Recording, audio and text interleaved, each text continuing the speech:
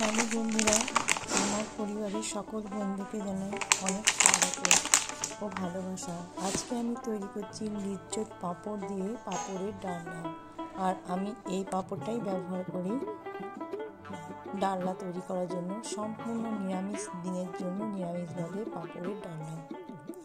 প্রথমে আমি এই পাঁপড়গুলোকে ভেজে নিয়েছি তেলে ভাজলে টেস্টটা খুব সুন্দর হয়, সেই জন্য পাঁপড়গুলো ভালো করে ভেজে নিয়েছি, দেখিয়ে দিলাম। এরপর আমি আলুগুলোকে ছোট ছোট টুকরো করে কেটে নিয়েছি।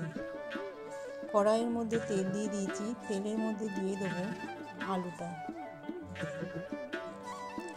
আলুটা আমি বেশ কিছুক্ষণ ধরে ভালো করে একটু নেড়ে নেব।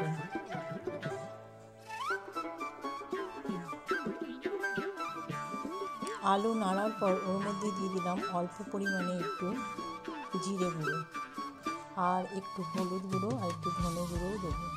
তারপর ভালো করে আমি এটাকে কষিয়ে নিচ্ছি। খুব সহজ পদ্ধতিতে অথচ সুন্দর খেতে পাঁপড়ের ডালনা নিরামিষ দিনের জন্য। ভিডিওটি ভালো লাগলে অবশ্যই আমার চ্যানেলটিকে সাবস্ক্রাইব করে দিয়ে পাশে থেকো। এরপর এর মধ্যে একটু জল দিয়ে দিলাম, কষানো হয়ে গেছে। দিয়ে দিলাম দুটো লঙ্কাটা তোমরা অনুযায়ী দেবে, কারণ এটা প্রচণ্ড ঝাল লঙ্কা বলে আমি মাত্র দুটোই দিলাম। এরপর এটাকে ভালো করে কষিয়ে নিয়ে পরিমাণ মতো জল দিয়ে দিচ্ছি, যাতে আলুগুলো ভালো করে সেদ্ধ হয়ে যায়। এটা একটু ঢাকা চাপা দিয়ে রেখে দিচ্ছি, কারণ আলুগুলো সেদ্ধর জন্য কিছু টাইম দিতে হবে, অন্তত 7 মিনিট।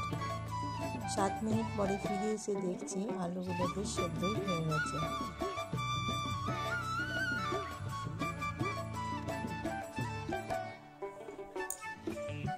নুনটা দিতে ভুলে গিয়েছিলাম, নুন দিয়ে দিলাম।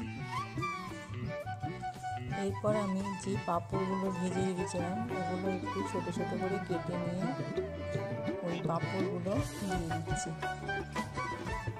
ভালো করে এটা নাড়াচাড়া করে নেব।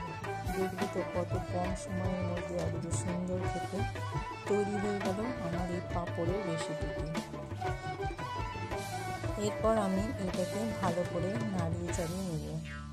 পুরো ভিডিওটা না দেখলে কেউ বুঝতে পারবে না কীভাবে তৈরি করছি এই পাঁপড়ের তরকারিটি।